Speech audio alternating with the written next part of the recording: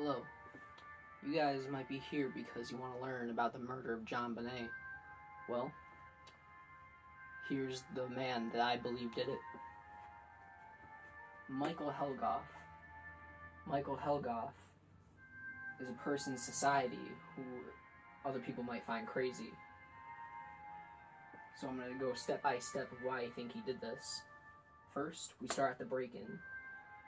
People say Michael Helgoff is known for breaking into people's houses and stalking them, especially with a black ninja suit that makes him harder to see in the night. So, with this kind of experience, he could have picked the lock of the Ramseys' home to leave no signs of a forced entry. And then, we go to the ransom. It was said that Michael Helgoff knew the Ramseys, so he must have known about John's pay of $118,000, the same very amount that was on the ransom note. Coincidence? I think not. Also on the ransom note, it said that we are a small foreign faction, so I don't think Michael Helgoff did this alone. It was also said that Michael Helgoff had friends that liked the other activities he partook in, so they must have did this. And then we go to the body. The body was amateurly tied and then found with some DNA and a nightgown left. I believe that Michael Helgoff intended this for it to be a kidnapping, but it was a kidnapping that went wrong. When JonBenet Ramsey knew what was going on, him and his conspirators bashed the 8 inches of skull on her, but realizing that she wasn't dead, they strangled her with a garrote. Knowing that the police would be looking for experts, they tied her body up amateurly to throw off the police to buy themselves some time. And then we go to the motive. Michael Helgoff must have done this to get the money and JonBenet Ramsey. It was said that he had a girlfriend, and his girlfriend had a little girl. When his girlfriend found him one day in the house, he was lying on the bed naked with her. So, he has a thing for little girls.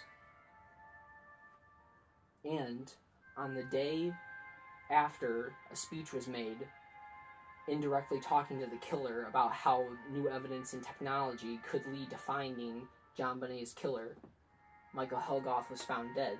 Most people think it's a suicide, but Michael Helgoff was shot in the side, and the shot was muffled with a pillow.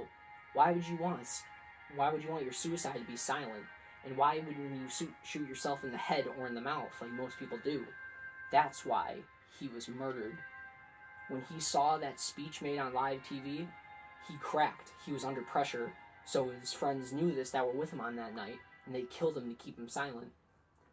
And also, when police searched his room after his death, they found a taser. The same taser that could have left the marks that were on JonBenet's body when she was found. And then you might be wondering, what about the pineapple?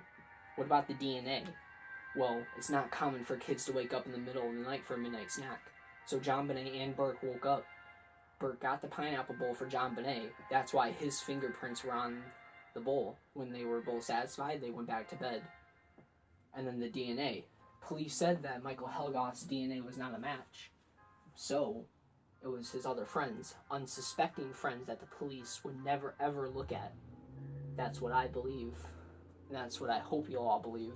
You may not believe me, you may think it's the parents, Santa Claus, but I think all of this evidence points to Michael Helgoff being the murderer of this poor innocent girl.